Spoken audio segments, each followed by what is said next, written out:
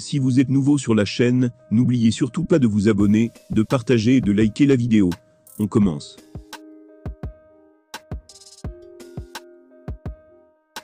Le concurrent poids welter de l'UFC, Michael Pereira, a failli se retrouver dans une altercation physique avec le champion poids lourd Francis Ngannou. Pereira vient de remporter sa victoire sur Santiago Ponzinibbio, dans le co-main event d'affiche de l'UFC Vegas 55. Il a remporté la victoire par décision partagée, et en a maintenant remporté 5 de suite. Notamment contre Nico Price et André Fialho.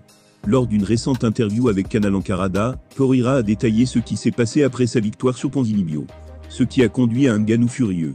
Il a déclaré, je cite, « Nous avons célébré ma victoire à l'hôtel, nous nous sommes amusés. Nous sommes de tels gars, nous ne bougeons qu'avec de la musique. Nous nous éclatons constamment, même lorsque nous perdons du poids.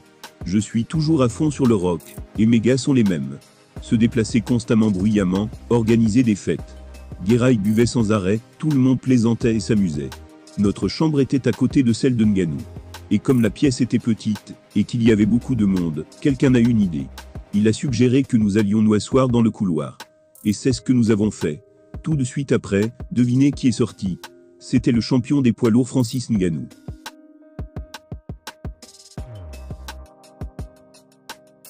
Nous nous sommes regardés, et ont été comme surpris de voir une telle star. Ngannou avait fait son apparition. C'est comme ça, que le gars nous a demandé s'il était possible de s'endormir, quand il y a un tel bruit. Honnêtement, à ce moment-là, je me sentais mal à l'aise. Je revenais d'un dur combat, mon nez était cassé, mes jambes avaient été battues. Si Ngannou avait commencé une bagarre, qu'est-ce que je lui aurais fait? L'équipe était déjà saoule, il ne m'aurait en aucun cas aidé. Pereira a poursuivi en précisant que le raisonnement de Ngannou pour l'altercation n'était pas le problème. C'était son ton qui n'allait pas. Il a continué en disant « Honnêtement, Ngannou m'a mise en colère. Pourquoi n'a-t-il pas pu s'adresser à nous poliment? Il a eu de la chance que je me sois battu plus tôt, et que je ne pouvais rien faire. Surtout pour un gars de cette taille. Je ne veux même pas y penser.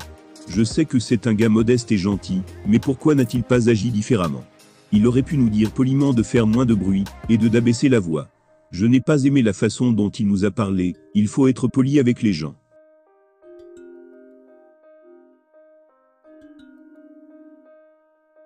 S'il s'était adressé poliment à nous, nous aurions gardé pour toujours du respect pour lui.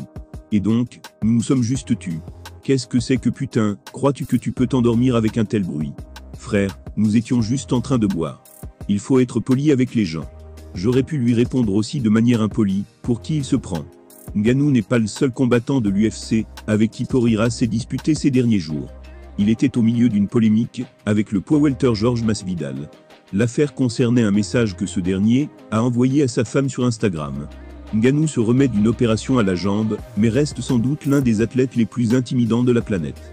Pereira s'est presque retrouvé dans une situation difficile, mais il semble que des têtes plus froides aient prévalu. Qu'à cela ne tienne, dites-nous en commentaire ce que vous pensez de l'histoire de Michel Pereira.